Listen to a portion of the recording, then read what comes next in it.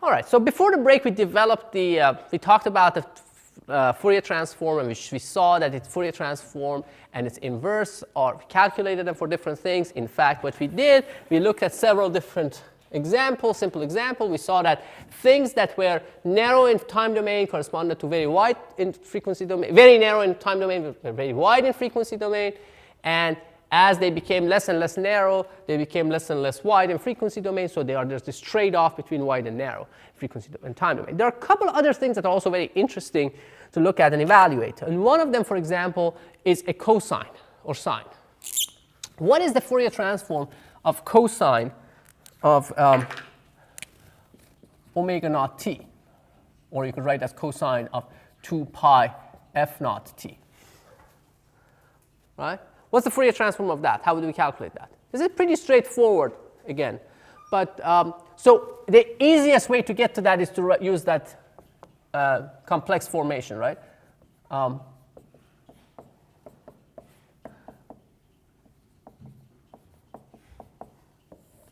So if you write it in this form, now we know what the Fourier transform of an exponential is, right? Because exponential is one of those single frequency things in that complex domain, right? And we already did that integration showing that the Fourier transform of this exponential is what? It's just a delta, right? So the Fourier transform of this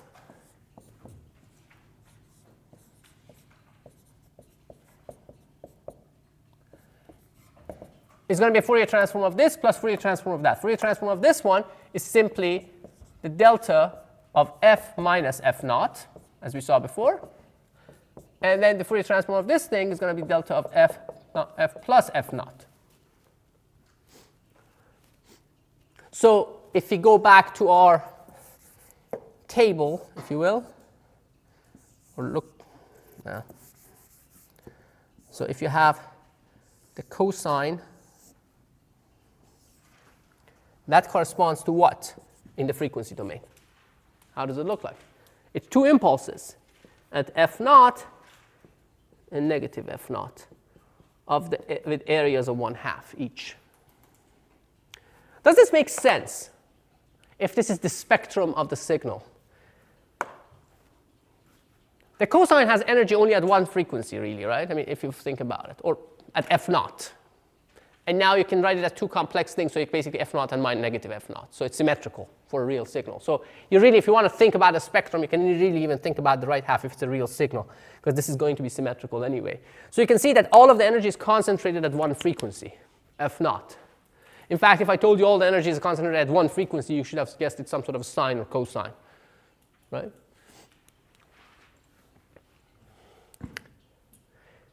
And by the way, let me ask you a question before I proceed. So how do you know, if I showed you this, just that, how do you know if it's a sine or cosine or if what the phase is? Do you know that or not? Yes? Right, because I just basically compressed everything into like this thing. So if it's really the actual complex quantity, it would be a complex coefficient associated with these. And that size, the size of that complex coefficient would present that phase. In fact, so if you look at the cosine, if you look at the sine, what you will see is that this is going to become what? A minus sign, right? And there's a j down there. So then you get a minus sign, and then you get a j. So basically, you get different phases with this. So if you still look at the magnitude will be symmetrical, but not the phases. Or you can think about them as a complex quantity. The coefficients are complex. So yes, that information is there in the x of t, x of f. Because x of f is a complex quantity that captures that phase information. Otherwise, you couldn't have done an inverse Fourier transform, right? If information was lost, there was no way for you to reconstruct that signal from that. So all of that information is in that complex x of f. So this is interesting. That's fine. Now, OK, so that's another example. So let's have a little discussion. Let me present a problem to you and see what you guys think about it. you are all familiar with radio transmission, I'm sure, right?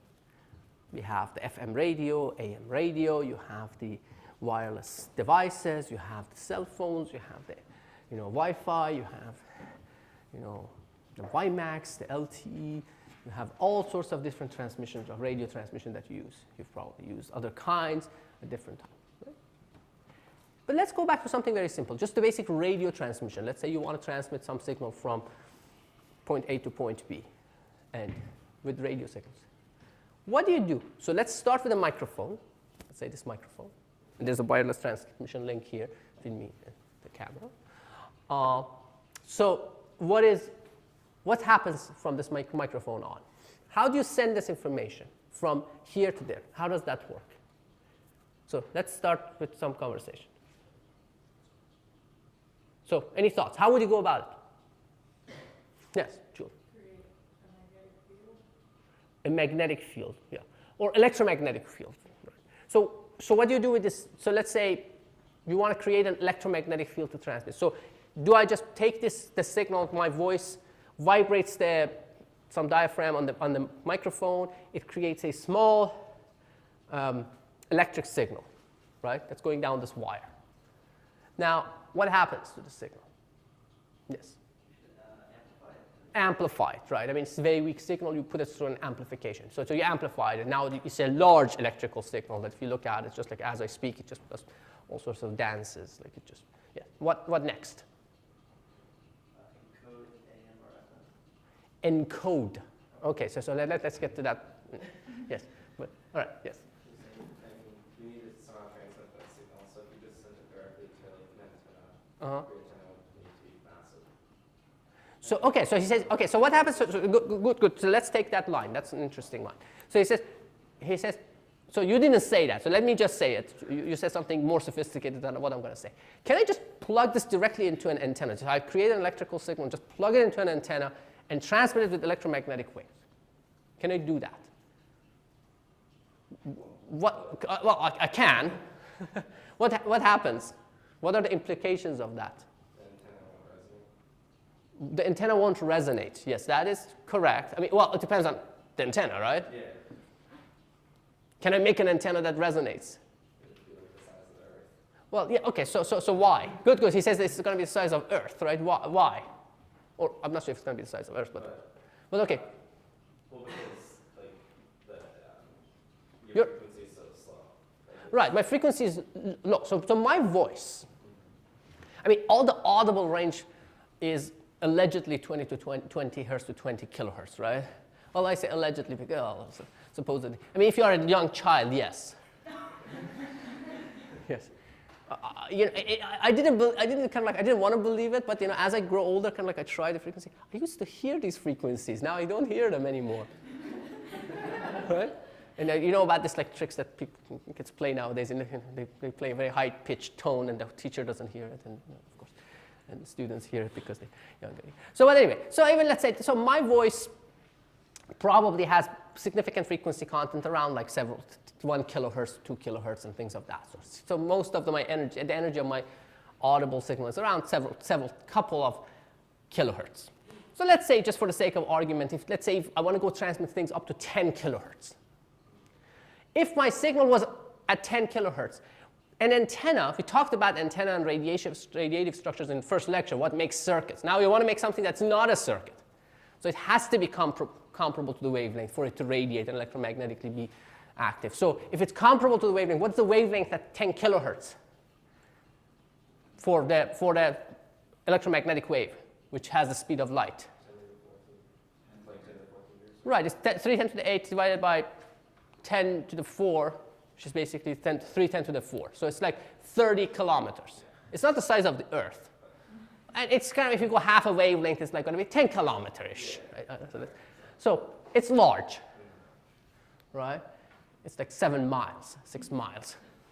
You could do that. I mean, it's not very effective, first of all. And the receiver also have to have an antenna if you want it to be an effective receiver to that size.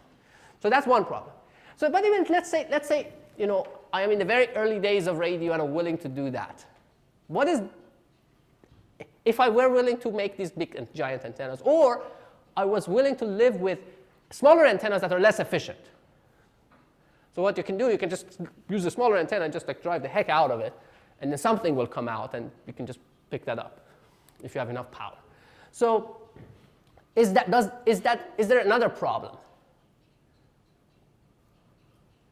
with doing that? Yes.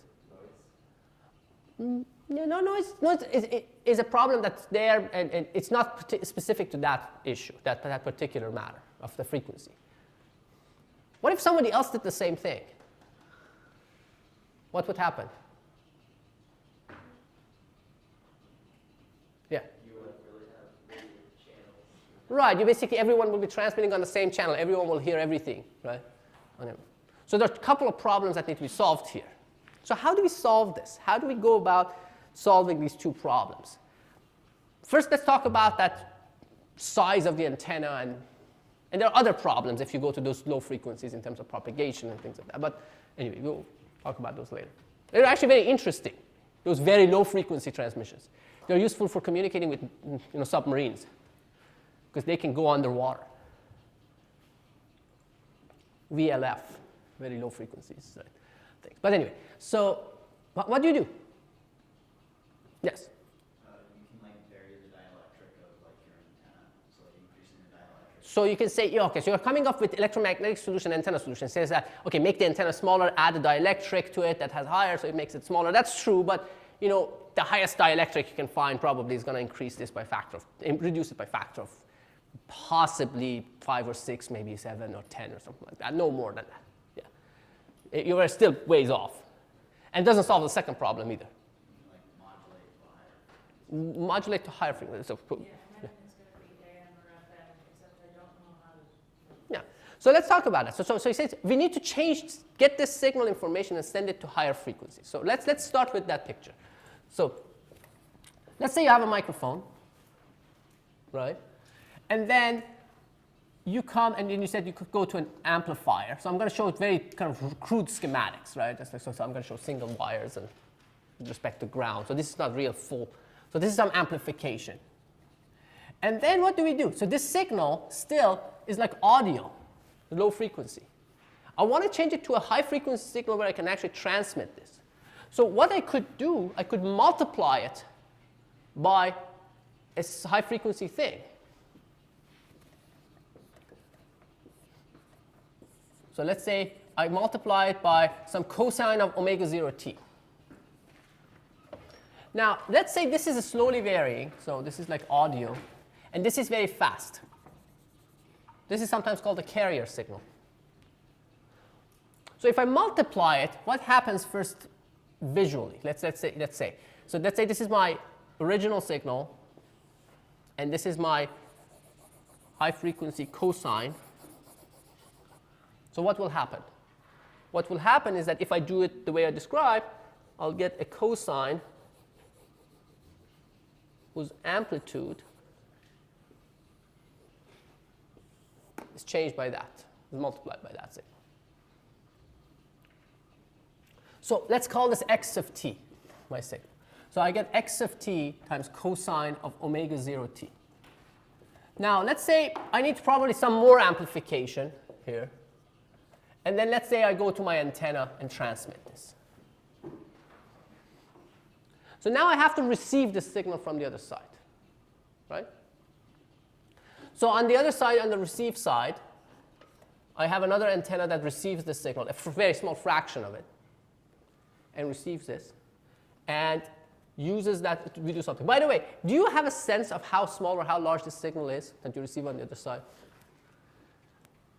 Do you know what's the sensitivity level of your cell phone? What's the signal, that level that still you can maintain communicate, like let's say audio communication with today's cell phones? Take a guess in terms of watts. 1 watt? So that sounds excessive, right? I mean, you have to recover 1 watt of power, receive. How much signal do you need to receive? This is called sensitivity. What's the smallest signal you can receive and still have communication? Okay, so 10 milliwatts. Yeah. Tenth of a milliwatt. Battery's not that many kilowatt hours. No, but this is the power you receive, right? This is the sense, this power you're not generating. This is the power you can still listen and hear things. It's a sensitivity thing. It's not the power generated. We can talk about how much. It actually transmits up to about a watt. So maybe that was what you were thinking. But I'm talking about what's the smallest signal smallest signal level you can still maintain communication at. Any other guesses? Yes? What? Microwatt. Okay. Go down. Nanowatt. Go down. Picowatt. Megawatt. You're talking about communication, not weapons. But so somebody said picowatt? Yeah. Femtowatt. You're getting closer. Yeah. Yeah. Yeah. It's actually about it's femtowatts. No, it's in femtowatts. No, it's not femtowatts. Actually, sorry, I was wrong. It's attawatts. It's 10 attawatts. It's 10 to the minus 15 watts. That's incredible, right? I mean, if you think about it. I suddenly have a lot less faith in like my cell phone carriers. I feel like they're like sparsing a bit on placing their antennas when I don't. No, it's not that. It's not sparsing. That's an interesting thing. It says, well, they're not skimming. It's actually good that they don't transmit too much power. It's not a health thing. It's a interference with other people. You want to say something? I was just like curious how you like don't just pick up other random calls. That's a good question. We'll get to that. How is it that you don't pick up other random calls? You do. You do pick them up. Your phone just like ignores them. I mean, you can pick all of them. I have a spectrum analyzer upstairs in the lab that you can plug an antenna into and you can see everything and listen. Well, you can't listen to everything nowadays. You could listen to stuff before, but nowadays it's all digitally encrypted, so you can't listen, but you can pick it up. I mean, you can pick up anything. You can see everything. You can see all the stations and all those things. We'll get to that. You can and now, particularly where we are, close to Mount Wilson, you see those antennas up there? Here's a fun thing for you to do. When you're done with the class, take a piece of wire, like maybe a couple meters long, just a piece of wire. Take a small, tiny light bulb, or if you wanted to take a red LED, but light bulb is better. Just make a loop, connect it to the two ends of the light bulb, the terminals of the light bulb. Go drive up the Mount Wilson. You know how to get there, right? You take the Highway 2, and then make a right turn at the Red Box Junction and go up. I mean, there's a nice road you can go there. It's beautiful views. And take it there and just hold it up there and see what happens. That's fun. Actually, it's interesting. Do it. Yes. I'm not sure about the validity of this, but I met somebody who said that she knew a guy who showed her that he figured out how to take the cell data that he could get from people on their calls, hack into it in some way, like decrypt it. It's very possible. That's kind of It's very possible. he like played her a recording that he had. It's very possible. It's very possible. The same way, I mean, the hacking part, so I'm not saying that you should do this or you shouldn't do this. I'm just saying, okay.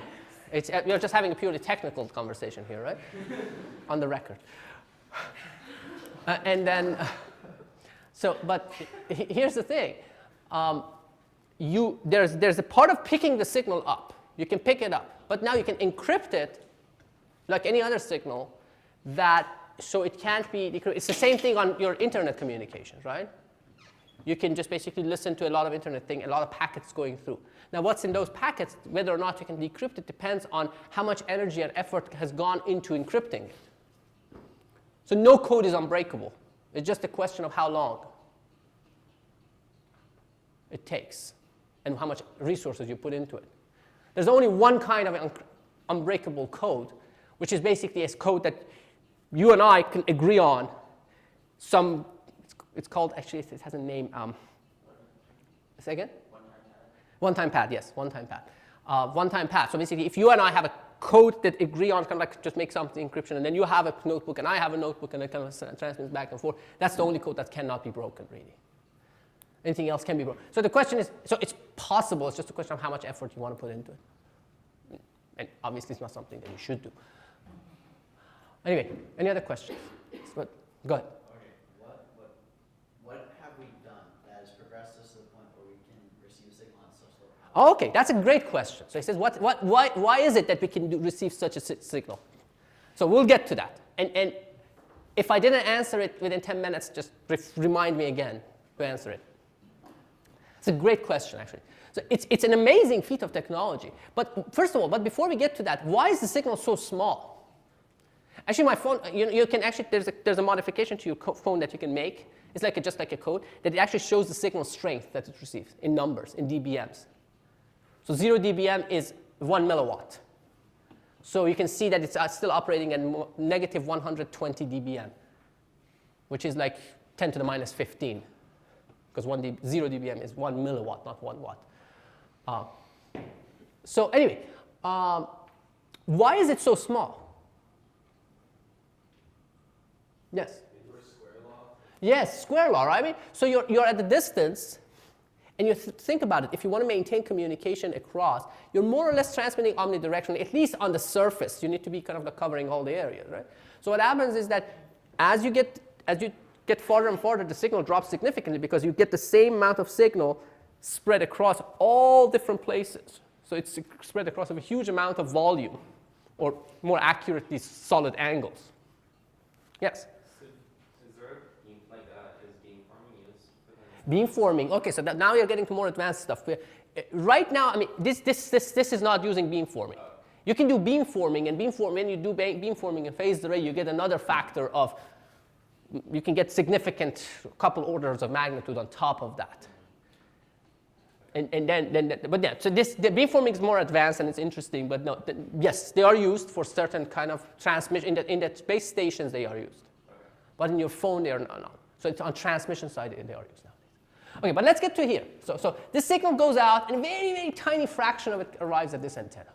So what's the first thing you do? You amplify. Right? We haven't recovered the signal yet. So how do you recover the signal? So this signal is in the carrier of this thing, right? There are different ways to do that. There are different ways, but let's just talk about one way, which is relevant to what we've been talking about. Let's say I multiply it again by cosine of omega 0 t. Okay? So now what happens? And then I get something out. So this was, let's call this y of t. So what arrived here is y of t, which is x of t, some coefficient, but we will ignore that, some constant, very small constant up front. So it came in and I multiplied by cosine again. So what do I get? I get x of t cosine squared of omega 0 t.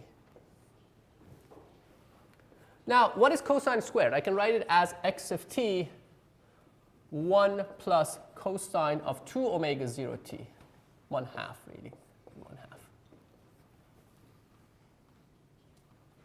Right? And, okay, so this has something that now I can amplify as much as I want and then get to the right level. This has the x of t again. If I want to get exactly x of t, what do I need to do? I need to get rid of this somehow. What is the thing that can get rid of this high frequency thing? A low pass filter. And then that would produce some x of t again. Does this make sense? So,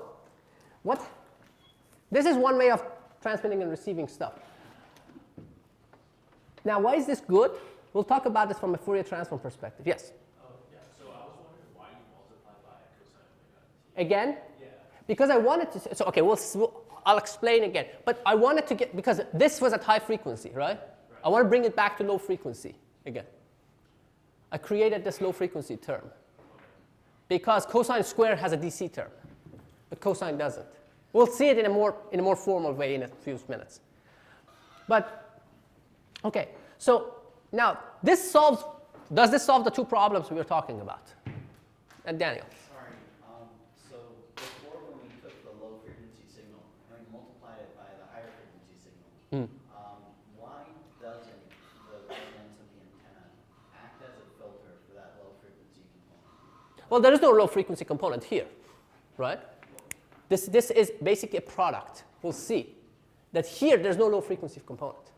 Okay, so we consider that oscillation of the amplitudes. It's a modulation of the amplitudes, right? Okay. But it's all at high frequency, and we'll see. We'll see that. Okay. Look at the we'll see. When we look at the spectrum of this thing, you will see what's happening exactly.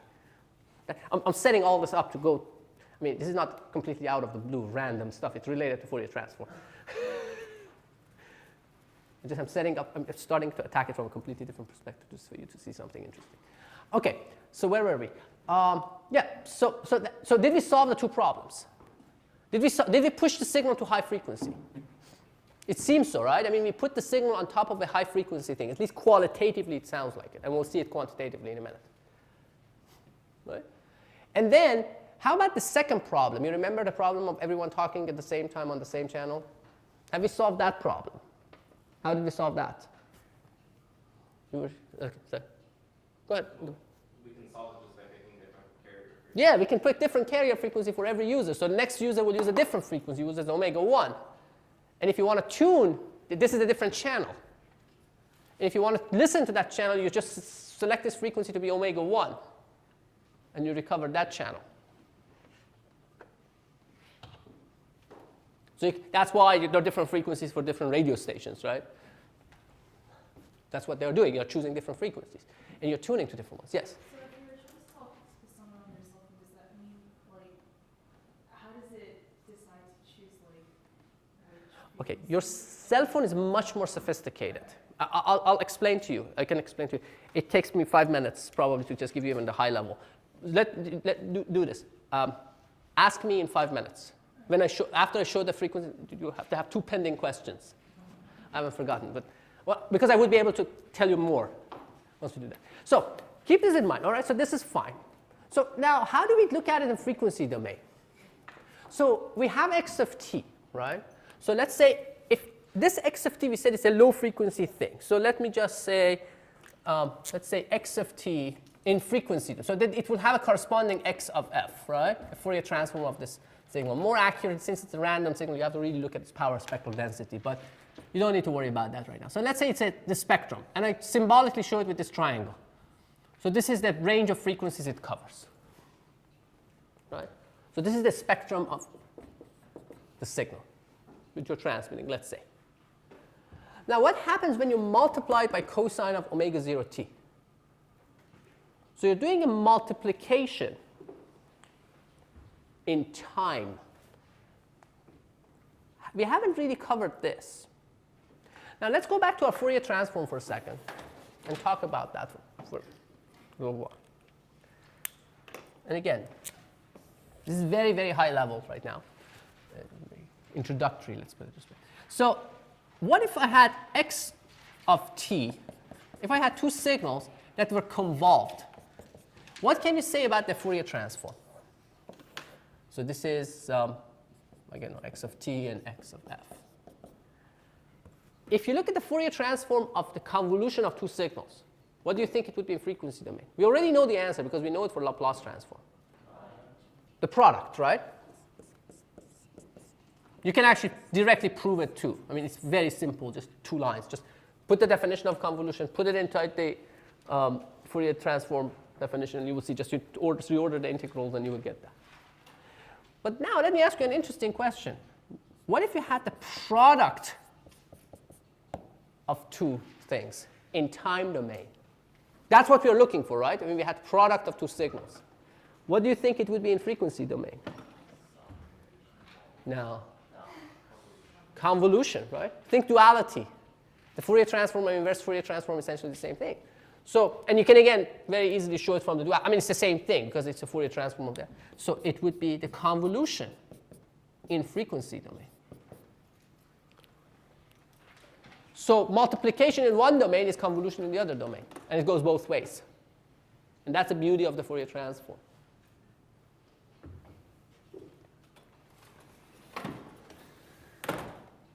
So now let's go back to this guy. So now you have a product of these 2. What is the spectrum of this?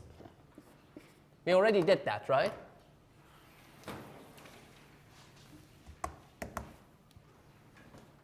Look here. This is the spectrum, right? So what is the spectrum of this guy? It's 2 impulses at f0 and negative f0 with an area of 1/2. That's the spectrum of the cosine. Now we are calculating, multiplying them in time domain. What do we do in frequency domain? We convolve these two. That's why you need to know how convolution works. Now you're experts in convolution. By now, hopefully you are. So what does this look like then in frequency domain? When you convolve these 2 impulses with this. When you convolve an impulse at some place with something else, what does it do? Just moves it there. Right? So you convolve this with this, you get 2 of these with a height of 1/2 at negative f0 and f0. So you can see now you don't have any energy at low frequencies. Daniel, this goes back to your question. Right? Yes. Now, all of the energy is concentrated around f0. This is called modulation. This is AM modulation. There are different kinds of modulation. This is the simplest of all. Amplitude modulation, because your information is in the amplitude. AM. So now the signal is here and there, which is essentially the same place. I mean, it's at around f0. Now you send it to an antenna that works at this frequency. You choose this frequency, you choose your antenna size to be working at the right frequency, and you can transmit effectively. This amplification is happening at that frequency, the RF frequency, the radio frequency. Right? This is called the baseband. This is called the local oscillator, LO. So this is baseband, LO, RF. These are conventional abbreviations for these. And then it arrives here. You go to this amplifier. This is usually called an LNA, low noise amplifier, up front. And that's part of the what makes it possible to have very high sensitivity. We'll get to that a little bit more. Now, let's see what happens still we are not done. So we are transmitting this as spectrum. Right? It arrives here with some scaling, but it's pretty much, let's say, the same thing. Now, this guy, what does it do? You multiply it again by cosine of omega 0 t. So you take this spectrum and multiply it by yet another cosine, which has a spectrum like what?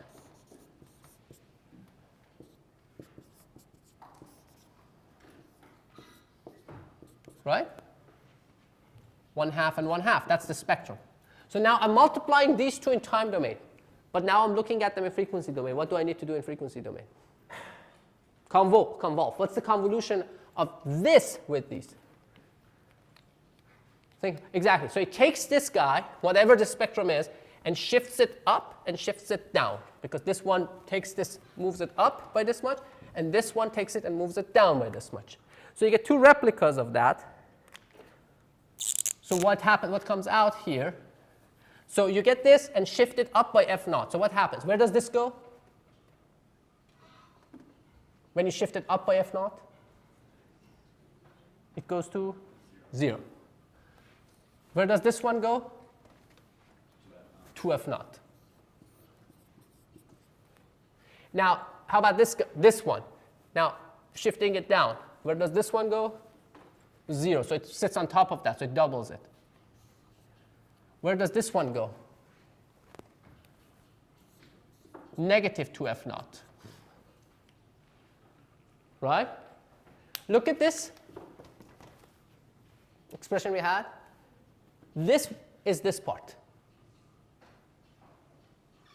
Because you remember, these are also 1/2. So this was 1/2, so now it becomes 1/2. Then there are 2 of them, so this becomes 1/2. And each one of them is 1/4. So this component is this, just x of t times 1/2. Right? These two are that together, because it's cosine times x of t. Now you want to recover only this part, because this is the part that you're interested in, right? Let's think about it. If my audio is at like 10 kilohertz, let's say I'm transmitting at, I don't know, let's say FM frequencies, or it doesn't matter. It's like 100 megahertz. So it's significantly different. So this is at 200 megahertz, and this is like within 10 kilohertz. So how do I recover this? I just put a low pass filter here. and then it kills the rest of them, you recover your original signal, which was x of t. So you can see it both in time and frequency domain here. You can have both views. These are complementary views. So you can see this is modulation. Now, just one second. So now if we have another user, another person who's trying to transmit, if they pick a different frequency, let's say f1, their spectrum, so let's say their spectrum looks different. So let's say this is their spectrum. Well, let's say this is their spectrum.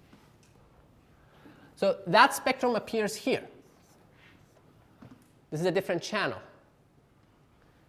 Now, if I want to recover that, if I multiply it by f1, I will recover that. If I don't multiply by f1, that would fall here, and the filter will kill that or throw it away. So you only recover the one that you're controlling. So if I change this frequency, I can get different ones to fall within this bandwidth of this filter, and everyone else gets rejected. Yes?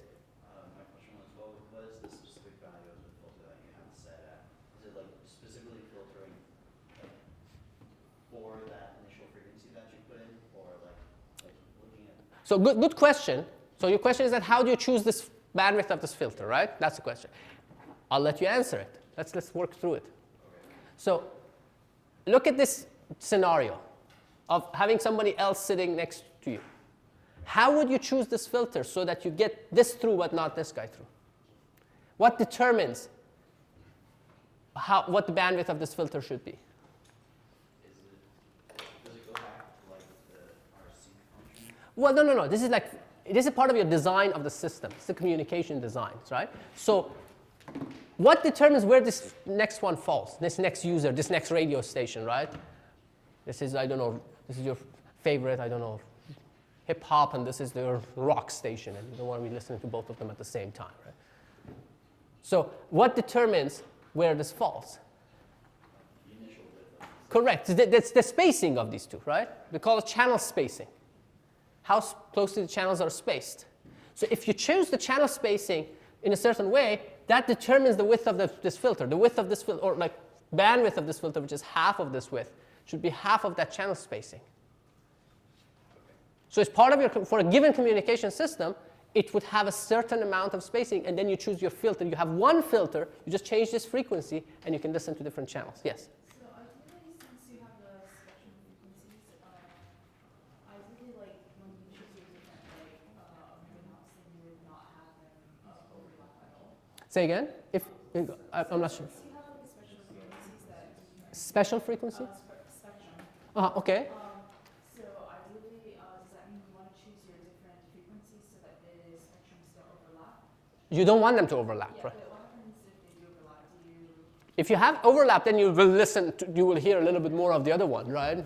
You can actually, if in the old radios, I mean nowadays when they're all digitally controlled, but if you have one of those old manual, or make one of those with like a manual analog tuning, you can be in a situation where you listen to two things. You can hear two stations, right? Particularly with AM. I mean, you can be listening, you can hear both. Which means that you're getting a little bit, so you're putting your frequency in the middle, so you're getting a little bit of this and a little bit of that. Yes. Yes. Julie and then Daniel. Isn't the main signal going to be in the middle at the end, no matter what the frequency is? No. If I pick this frequency to be different from that frequency, then it will fall somewhere else. Yeah, why is that? So think about it, because what brought this back to zero was that we shifted, essentially with this, we took this and shifted it up and down by f naught.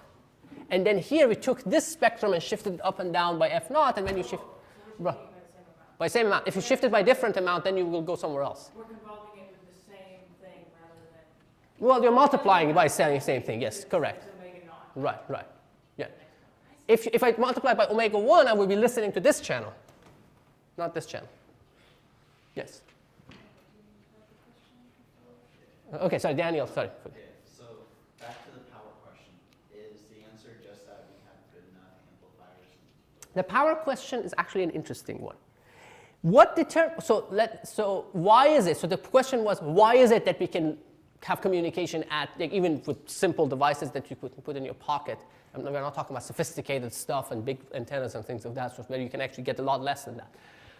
Why is it that you can listen to things that are 1 attowatt? right? Or like a few attowatts. What determines how low a signal you can recover? Because if you had ideal amplification, right, I could amplify till it becomes large enough. What is it that doesn't let me pick up the smallest of the signals? Well, yes, non-ideal. Non-ideal in what sense? What is it? Somebody said it earlier. I think Will mentioned something about it earlier. I said we'll get to that later. Now we're getting to it. Noise, right? There's noise because now if you have the system has, and there's intrinsic noise even if you don't have any interference from other places. Now, if you amplify too much, then you will amplify that noise with it. If your signal goes below your noise, then at least with these simple schemes, you will be in problem. You will have problems. There are actually ways of recovering signal from underneath noise, which is called spread spectrum. In a spread spectrum, you actually can send signals that are much lower below the noise level, and you can still recover them. It's used for secure communication, for example, a lot of times. I mean, now it also is used for commercial stuff. But anyway, so the noise. So the thing is that one thing is, of course, try to make lower noise amplifiers. There are a lot of techniques and things there. But there's another thing even more fundamental in this scheme that allows you to get rid of the noise. Because when you think about it, this filter also filters out all the noise that's outside this band. So the noise is broadband. Remember, white noise, they call it white noise for Johnson noise. I mean, many of them is essentially for our intents and purposes, it's white. It means that it has the same power at all frequencies. It can't really be white because then it will have infinite energy. But that roll-off happens at very high frequencies. Anyway, so there's a lot of noise outside here, but once you filter it, that noise is gone. So this narrowband operation is really what makes it possible. There are more things. I mean, there is channel coding that goes into it, which some methods of improving the signal-to-noise ratio. There's processing gain. There's a lot of things. So, yes? So we do have to worry about the noise that occurs in that band, though? Yeah. Yes. Okay. Yes. But well, yes. Ideally, that's just lower amplitude. No, correct. So that's that noise that happens in the band. You can't get rid of it. The way you minimize it is that you make the rest of your components low noise. You make this as narrow as it can be. And then there are other tricks that you can play by this is the simplest of modulation, right? I mean, AM is really almost in none of your communication system, it's not used directly. I mean, all of these, first of all, are digital communications. So in the sense that you don't modulate the signal in a continuous way. You just jump up and down, and you change the phase. So you basically what we call QAM. You do both amplitude and phase modulation at the same time in digital discretized form and in steps. So there are multiple levels. So there's a lot. Now, going to the cell phone question, your phone question, right? So how much time do we have? Because I can talk for a few hours about this. So I'll start with the short version.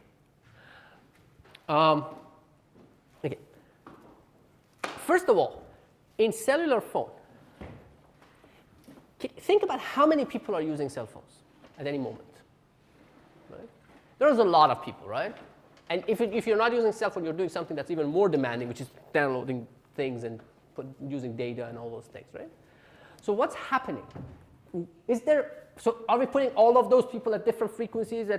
And aren't we going to run out of frequency? Aren't we going to run out of spectrum pretty soon? We are. I mean, if we were to do it that way, if just like we are not going to be able to do anything because there's so much demand. How can we cover all of this? How is it that you can have a Wi-Fi here and Wi-Fi in the room next door and Wi-Fi next door and there's so many different Wi-Fi bases and not all of them interfering? Because there are channels. Yes, there are channels, but there are like, for example, for 2.4, I think there are like 11 channels in US. It doesn't matter how many. There are few, like handful. Yeah. Could you do something with timing so you get like a specific? Oh, timing. So okay. That opens a whole bunch of other things, but that's okay. You do all of those. So timing essentially. He says timing. So there's this called TDMA, time division multiplexing, multiple access, which basically means that you send different things at different times. This is frequency domain multiple access because you're sending different people's information at different frequencies. This is FDM, frequency division multiplexing. Time division multiplexing is that, okay, we take turns. You send your data now, you send your data now, you send your data now. But if you do that, then the rate will drop, right? It doesn't get around the fundamental problem, because then you will have a smaller time slot, and you have a maximum speed of transmitting data anyway, right? At the end of the day, if you just send it at that rate, I mean, if you can make it narrow, then you will have less to say. No matter how, I can speak at a certain rate. I mean, I can't speak faster than a certain rate, right? I'm close to that rate right now. So what happens is that, you know, if I kind of want to take turns, there's so much I can get across. But that also is used. That's called TDMA. But there's something that we have to do. Yeah. Identifiers, so like you identify with the source that you're communicating with. Oh, okay. Identifiers. That's another interesting thing. That's CDMA. So each basically you do, each one of them has it's code division multiple access. Each piece of data, each user has a different code. So you modulate them with different codes, and they try to separate. But now remember, now the codes of the other people are going to be noise for you. One man's treasure is the other man's, you know, junk, right? And then this is the thing. So yes, but there's limit to that too. So there's FDMA, TDMA, CDMA, and all those things. But now here's the thing. That none of this gets around the problem of running out of a spectrum, because when you go, a spectrum is extremely expensive. So government sells it to you for billions of dollars. You can go and buy like narrow pieces of spectrum, depending on where it is. And these different, you know, telecommunication companies bid on them, and they have this spectrum. It's a very valuable resource. So what do you do if you have so many users? Think about the Wi-Fi before we get to cell phone. It's the same concept. What is it that makes it possible to have a Wi-Fi here, and one next door, and one in the 4th floor, and one on the 3rd floor, and, you know, and they're all working. And they're, as I said, they're like 11 channels, or at about the same. That number, I don't know exactly how many. Yeah. Well, the signal from here is you can't get it at the 4th floor. Right. The signal from here doesn't get to the 4th floor, right? So you can reuse that frequency. So it's why is it called cellular phone? Does anyone know? Because there are these cells. So they take the map, they take a city, they make these cells, and so what you can do, you use F1 here, F2, F3, F4, but then depending on, there are different selling schemes. So you can actually get to F1 again. So each one of these cells, and that's where you put your base station. There's a base station here, base station, base station. There are so many base stations around. Otherwise, there would be a gigantic base station in the middle. That would be really horrible. Because then it would become like FM radio. Everyone's broadcast, right? But now you reuse the frequency. And when we do that, you can reuse it the same way that you can use the same frequency that you're using here in the sub-basement as you're going to be using in the 4th floor, on the 4th floor, right? And that's why you don't want to be transmitting too much power. You remember it, like half an hour ago I said, you know, you don't want to be transmitting too much, because then if you're transmitting too much, then you will start listening to this guy too. And this is what happens in your cell phone. A lot of really sophisticated things happen in your cell phone. When you're driving across here at high speed, I mean, there are lots of interesting things happening. But one of the basic ones is that, so while you're here, while you get to a certain level here, your phone detects that, okay, I'm getting a weaker signal here and I'm getting a stronger one. It communicates to the base station and says, well, I need to switch. It says, okay, switch to this frequency. It says, you know, it transmits the signal back. So, well, this is the frequency to switch at this time. It hands off from this one to that one, and it's going to be it's completely seamless to you. You don't even realize that's happened. It happens multiple times when you're going through different things. It's constantly switching back and forth. It's extremely sophisticated. And this is like, it doesn't even scratch the surface, what I said. Yes? Do we still have to subdivide within those regions among users? Yeah, that's called. So then when you have very dense areas of population, for example, right? Center of the city, what do? So this may not be, if this is downtown LA, there are not that many channels in here. Maybe like 120 channels. And within each one of them, you may be able to have like 8 separate conversations. So what do? Let's talk about that at the stop. Okay. Well, time division multiplexing, you remember, time division multiplexing doesn't buy you more data, right? I mean, So if you can, if they're for voice, yes, you can do time division, but that's a fixed amount, and then you do that. But you will get less data because you're cutting down the time you have to communicate. Think about the scheme and modify it in such a way that in downtown area, you have. You talk to the other stations nearby, right? You talk to weaker stations right? But then you're going to be cutting into their thing, and then you need larger signal, which means that basically to talk to this adjacent station, it means that you have to transmit more power, right? So then this station becomes like that, which creates interference. That doesn't work. You go to microcells. You actually use smaller stations. Well, I'm just making a mess of putting hexagons together, but anyway. No. And you tile it with smaller. This is much better. I'm more realistic anyway, right? So now I have a larger number of base stations that each transmit smaller amount of power. So they have a shorter range. But then I can now redistribute my frequencies again. I can reuse my frequencies more frequently. And then there are nanocells. They call them nanocells. They're like just very tiny ones, really highly dense areas. And all of that is done. And then you do basically beamforming that you said. You can actually create sectors within this thing. So you can actually send information more power in one direction and less power in another direction. Yes? If you have multiple people in a cell, no matter what size that cell is, if it's a nanocell or a nanocell, are they all collecting each other's data? It's just you're receiving all of that. The antenna on your phone and the LNA on the phone is receiving and amplifying all of that. The rest of your phone is basically just selecting, sifting through it, and picking up the stuff that you need, your stuff, and throwing away everything else.